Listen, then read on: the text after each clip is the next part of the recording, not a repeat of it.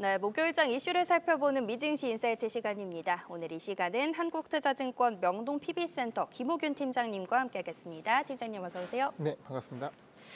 자, 어제까지만 해도 중국과의 협상 기대감이 좀 꺾인 줄 알았는데 개장 직전에도 이렇게 보도가 나왔습니다. 근데 현재 보면 3대 지수 반응이 다시 좀 약보합권으로 돌아섰어요. 그렇게 긍정적인 큰 반응은 아닌 것 같은데요.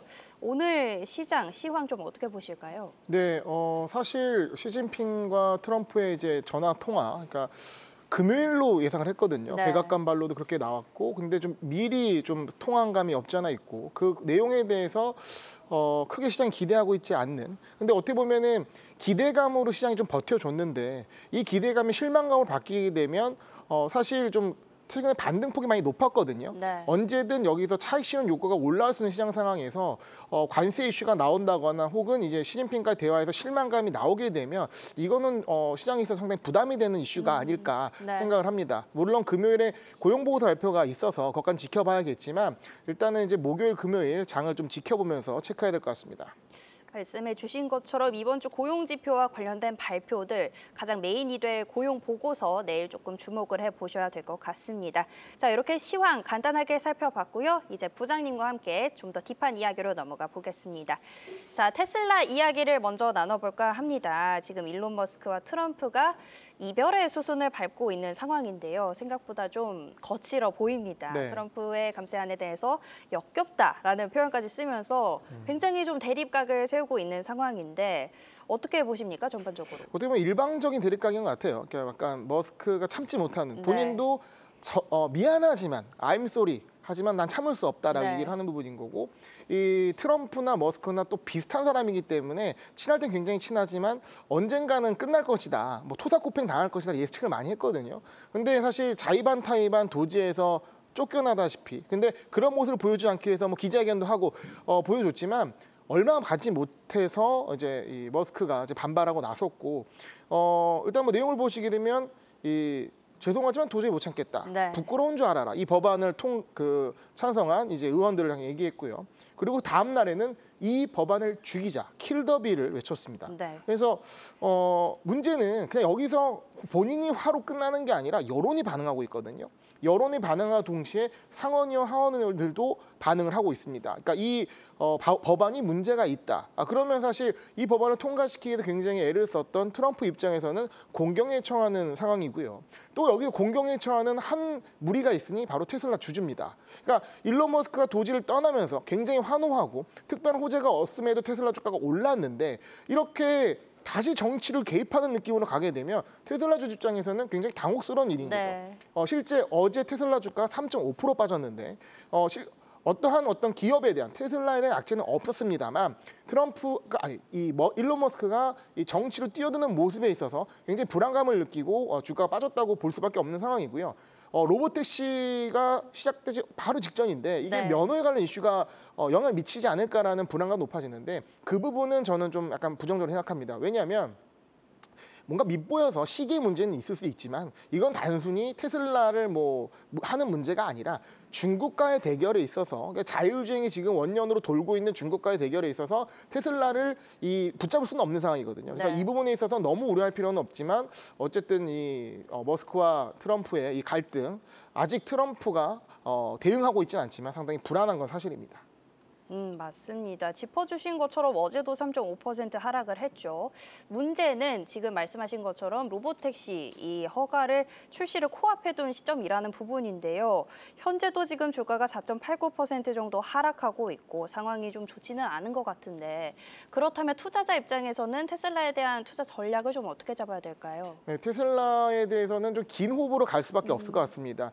어떤 단기적인 이슈는 일론 머스크라는 변수로 인해서 나오는 것이고, 또 다른 이제 장기 변수는 일론 머스크로 존재로 인해서 로보택시, 그리고 이제 ESS, 그리고 이 옵티머스, 그러니까 이런 부분들이 잘 진행이 되면서, 그리고 일론 머스크가 주 7일 24시간 근무하는 이런 풀가동 상황 속에서 테슬라의 어떤 이제 그 모습을 바라보고 있을 때는 장기적으로는 좋지만 일론 머스크가 이렇게 주주들이 원치 않는 정치에 개입하는 모습 자체는 또 리스크이기 때문에 단기적 리스크를 좀 감내하고 장기적 관점에서 테슬라가 어쨌든 이 피지컬 AI에 있어서 거의 미국의 유일한 기업이거든요. 그런 부분을 봤을 때는 단기적으로는 참고 장기적인 전망으로 봐야 되지 않을까라는 생각을 합니다.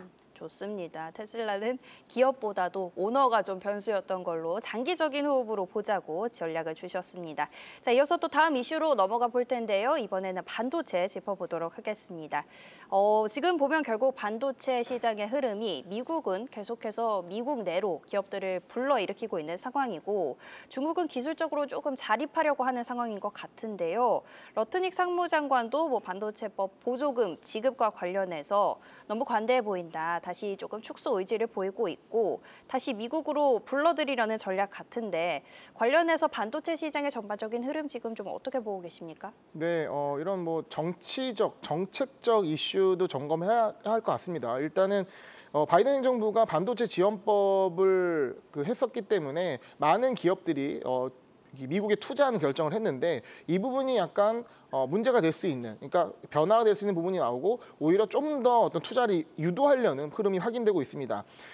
해당 기업들의 입장에서는 굉장히 계산법을 다르게 해야 되는 리스크가 있는 상황이지만 일단은 지금 반도체 시장 자체 주가는 굉장히 높게 올라갑니다. 엔비디아 실적 발표 이후에 지금 엔비디아가 글로벌 시총 1위를 탈환했거든요. 마이크로소프트를 꺾고 1위를 했다는 굉장히 의미가 큽니다. 그리고 현재 브로드컴 같은 경우는 엔비디아보다도 최근 주가 흐름이 더 좋습니다. 즉 엔비디아 실적 발표 이후에 젠슨 항이 얘기한 추론에 있어서 굉장히 많은 수요가 필요하고 하이퍼스케일러 같은 경우는 이 엔비디아 추론칩을 쓸 수도 있지만 워낙 공급이 딸리기 때문에 자체적인 ASIC 반도체를 개발하는 부분에 있어서 브로드컴의 어떤 주가 상승을 좀 보여주는 상황이거든요. 그래서 네. 반도체 시장 자체는 굉장히 긍정적이다. 전체적으로 반도체 업종 자체가 크게 올라가는 모습이 보여지고 있고요. 중국 시장에 대한 얘기를 안 빼놓을 수가 없는데 네. 화웨이에 대한 추격을 굉장히 중요하게 생각하고 있습니다. 엔비디아의 젠슨 항 같은 경우는 이 미국의 중국의 규제 정책을 굉장히 비난하면서 노골적으로 비난하면서까지 화웨이가 이 시장을 중국 시장을 다 장식하는 이런 분들을 경계하면서 그 생태계에 어떻게든 진출하려고 노력을 하고 있거든요. 그래서 그만큼 추격이 매섭다라는 걸 보여주는 상황이고 하지만 그럼 반도체에 대한 우리가 투자자 입장에서 어떻게 고민해야 될까 했을 때 네. 일단 지금 자체는 엔비디아 글로벌 시총 1위를 하는 것처럼 긍정적인 모습은 보이지만 리스크가 하나 있다.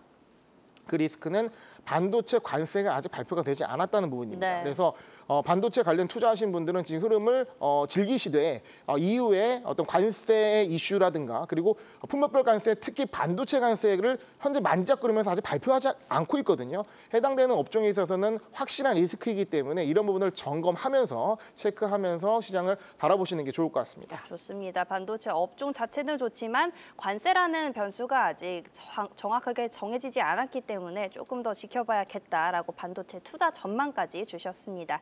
자, 한 가지 또 추가적으로 질문을 드려보고 싶은 게요. 4월 무역 적자, 미국의 4월 무역 적자가 616억 달러로 발표가 됐습니다. 전월 대비했을 때 55% 정도 감소한 수준인데 결국 이게 어떤 트럼프와 시진핑 간의 통화를 통해서 관세의 어떤 협상이 이루어진다면 조금 영향이 있을까요, 이 수치에? 지금의 이제 4월 무역 적자 같은 경우는 관세 영향을 보기에는 조금 애매한 부분이 있습니다. 네. 이제 10% 보편 관세 이후에 유예 기간이 있는 상황이고 관세 영향에 대해서 혹은 그거에 대응을 혹은 이제 그 상대 국가에 대해서 얻는 부분들이 아직 확실히 나오지 않았고 네. 실제 협상이 된 거는 연공밖에 없는 상황이거든요.